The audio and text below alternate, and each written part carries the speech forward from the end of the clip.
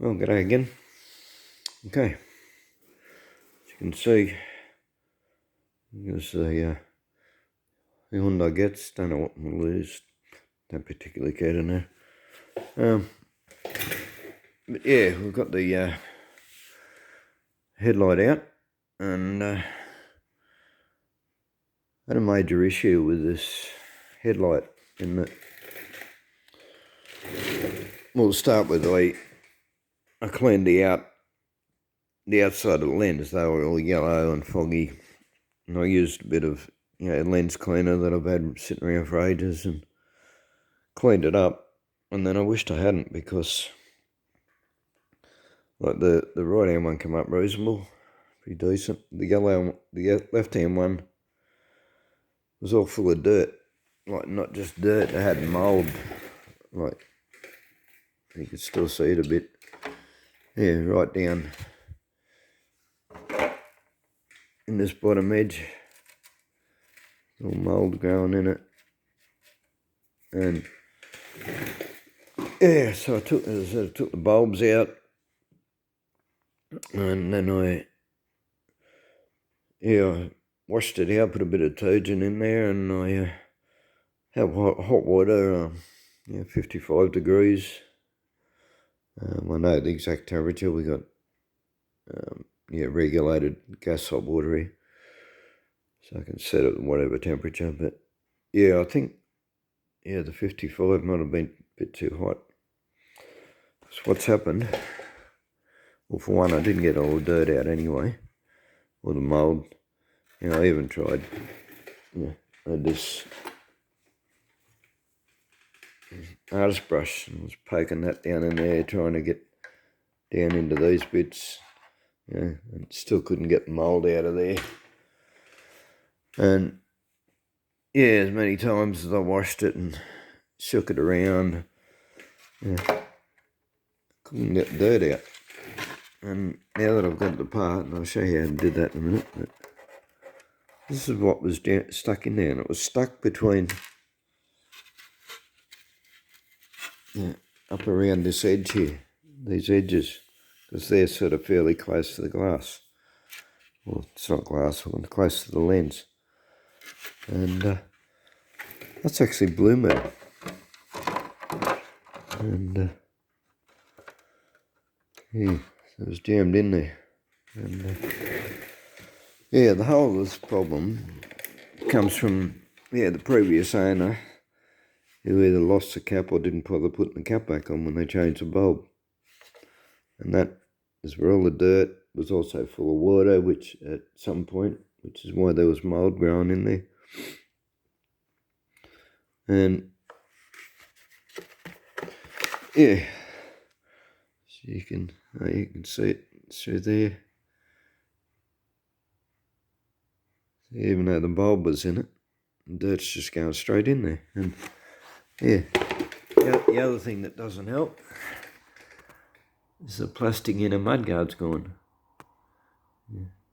So all that dirt, that's why there's blue metal in there, and it's coming straight up off the wheel into the back of the headlight. So those caps are on there for a reason, So if you want to avoid this problem, keep caps on. That goes for motorbikes as well. I basically had to do the same thing in my motorbike. It was got the cap missing, and I made another one. But anyway, the issue, and I think this because the water must have been too hot, but see all the chrome's come off. It's just gone this grey, and that, as well as the dirt still in there, there's still mould in there. Like a lot of it come out, but still wasn't good. But that just looked really bad. And must be some on the other side. I don't know what this is. So you look at that and think that's textured glass, but it must be just some sort of mesh or something they've put in there. But well, I don't know what it is, but anyway, probably just silver foil or something, but yeah, whatever it is, the hot water dissolved it. So yeah, the only option left now is to pull apart, and I've got chrome spray in here. I've had it for years. It's basically rubbish. 3 different types there, and they're all as useless as each other. Like the spray it on, it sort of looks close to chrome, but you can't touch it, wash it, anything. As soon as you touch it, the shine's gone. And you can't clear coat over it to protect the shine, because as soon as you do that, it just becomes silver. So it's basically useless. And yeah, hopefully one of those 3 cans still actually sprays, because they've been there for years. Anyway, that's what I'm going to attempt to do now. Yeah, spray some new chrome on that. Wash it all, put it back together. If this was my own car and I left the headlight come apart easier, that was a pain. I'll explain that in a minute. But yeah, I'd probably just paint that black. I think that'd look actually rather good. Yeah. Because of the rest of the chrome, yeah, having a black strip on this edge would probably look real good. But yeah, for one, I don't want to pull the other headlight apart, and for 2, this is not my car. So yeah, I want to do that and then have the owner not like it. So yeah, we won't be doing that. So yeah, I just sort of try to make it look original. Don't know how they are with it. Might do. I'll spray it if that spray chrome doesn't work or it looks shit. Well, then I guess I'll have to ring up the owner and yeah, see what he suggests. But yeah, then I'd probably have to pull the other headlight apart. But anyway, yeah, getting it apart was a drama. I had watched videos on how to separate these, and yeah, it's on most headlights, like it just presses in it. There's no, this one comes right over. There's a lip, so you basically got to, well, use the heat gun, yeah, round it, and sort of started at one corner. I think it was this corner I started at. Might have been, no. Anyway, one corner. There's a couple of screws in it too.